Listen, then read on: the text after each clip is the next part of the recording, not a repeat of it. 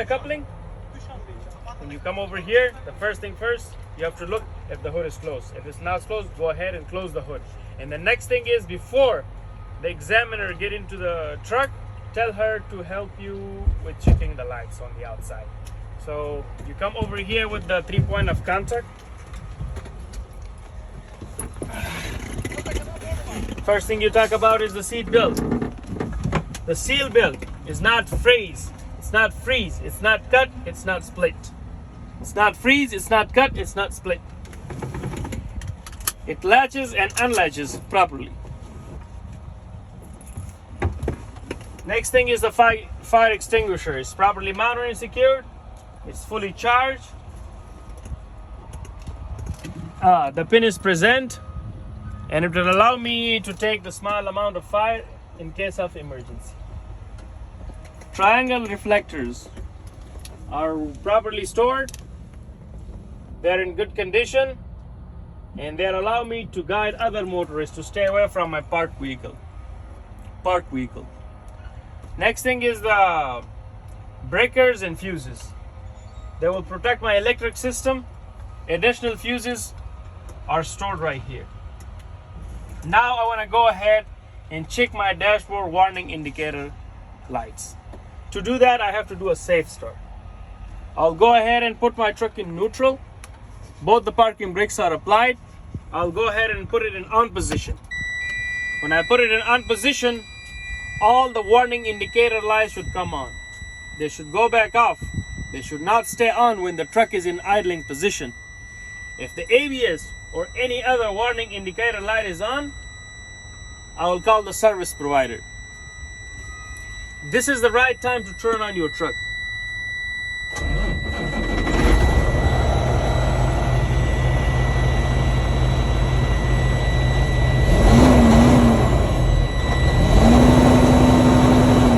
You see that beep? You hear that beep? I don't have enough air in the tank, so I'm gonna go ahead and fill up my air tanks.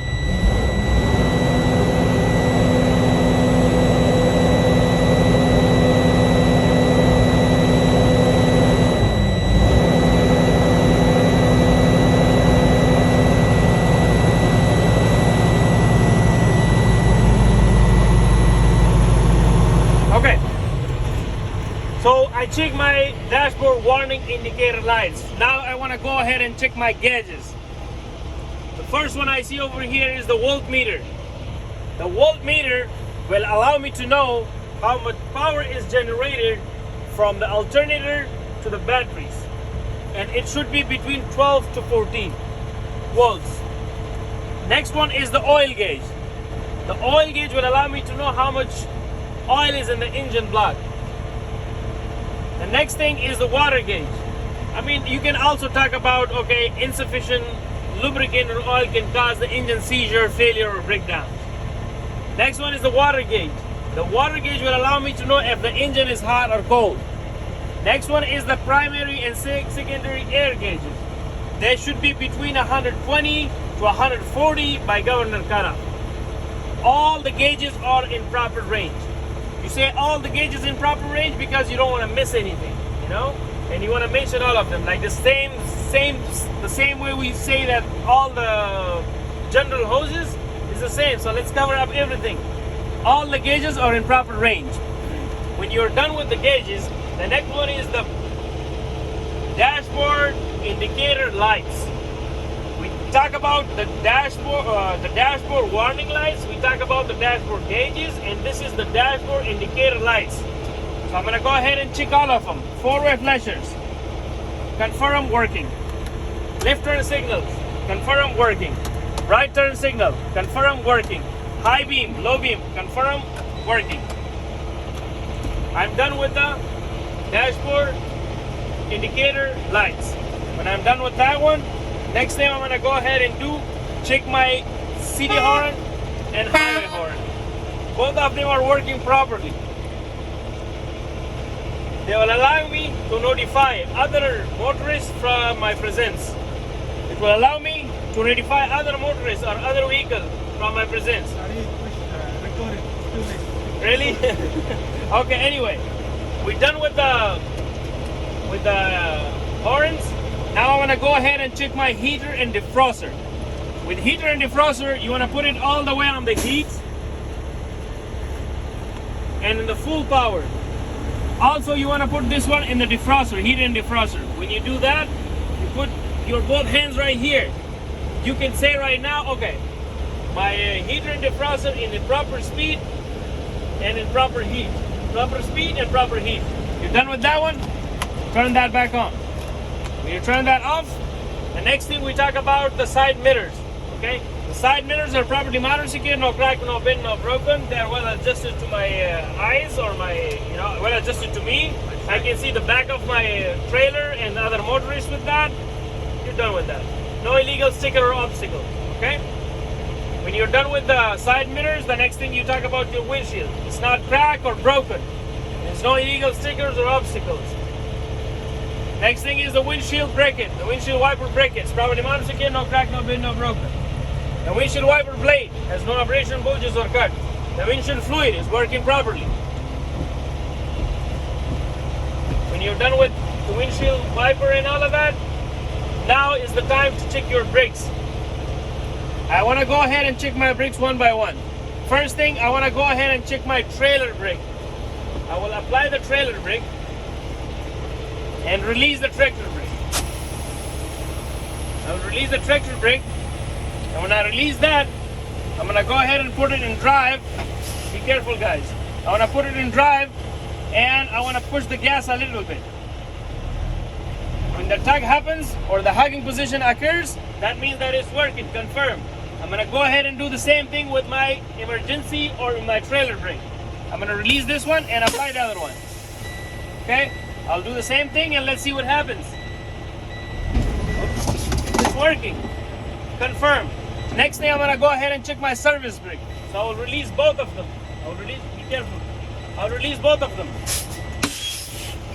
I will put it in drive and drive 3 to 5 miles, and I'll, like this. Just a little bit.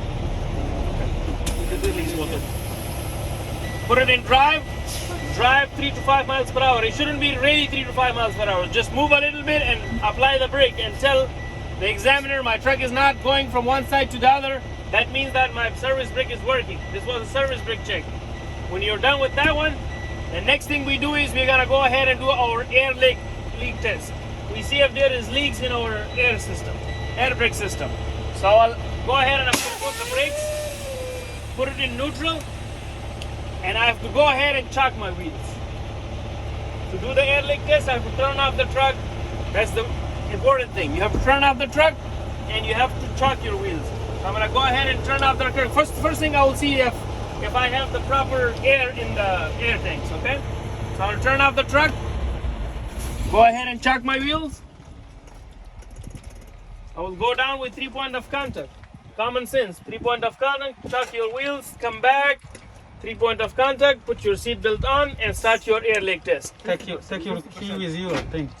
Yeah, you can. Yeah. Don't leave the key with you. No, you can take the key with you. Yeah, that's good. Take the key with you. Even if you don't take it, it's not gonna bother you. It's not gonna fail you. Okay, but if you take your key, that's a very good. That's very good. Safety. Take your key with you. Come back. Put the key back on. Since we chopped both the wheels, I'm gonna go ahead and release the brakes. Only check one. That's fine. That's fine. It's not gonna go back. Okay, I know. Okay. Release both the parking brakes and put the truck in on position. On position. This is very important. You have to put it in on position. When you put it in on position, the first air leak test is I'm gonna go ahead and apply the brake for 1 minute and wait and see if I don't lose more than 4 psi in 1 minute. I will have my watch, my phone, or any device that I have which can specify 1 minute. I will apply that and apply the brake, and I will wait for 1 minute. After 1 minute, I will tell the examiner, okay, I didn't lose more than 4 psi in 1 minute, so the test is successful. Next thing, I'm gonna go ahead and check my lower my pressure and see if the alarm and buzzer can come up between 60 to 65, not less than 55. Now we don't only talk about it, we actually practically do it.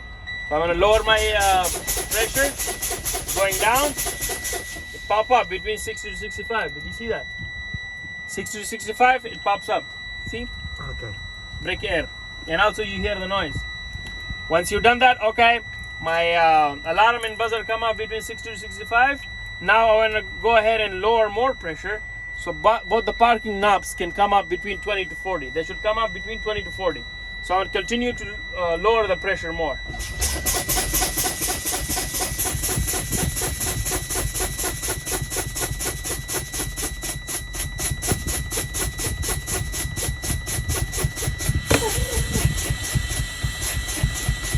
Okay, both of them are out. Both of them are out. Okay, the test is successful. Both the parking knobs are out by, in between 20 to 40. Now, this is the time to turn on the truck and build your pressure again so you can hear the governor cutoff. Okay, so you tell the examiner, I'm going to go ahead and do a safe start to build up the pressure so we can hear the governor cutoff.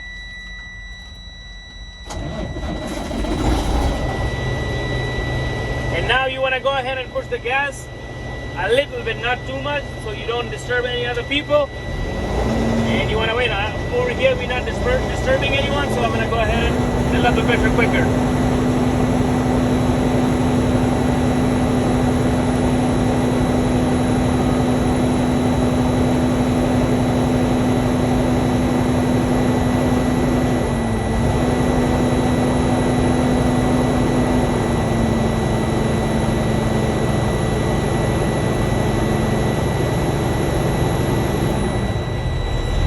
See, when I reach 60 to 65, the alarm and buzzer should go off. It's done. It's not here anymore.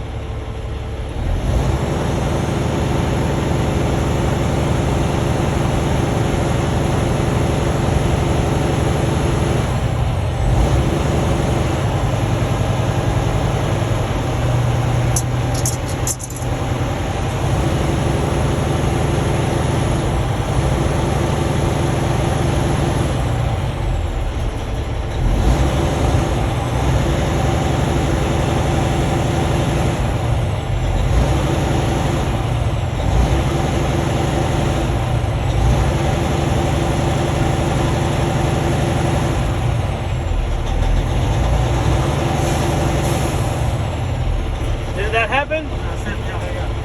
What was that? It's already happened, I think. I heard it. It was from that truck. It was two of them. Please, it was two of them. Did you hear that? Okay, I hit the brake. It wasn't that. See? I can trick you. That's what I did. But anyway, it can happen between 120 and 40 normal. Okay? If it doesn't happen, just wait on it a little bit more. And if it still doesn't happen, just hit your brake 3 times and try it again. Okay? It will happen.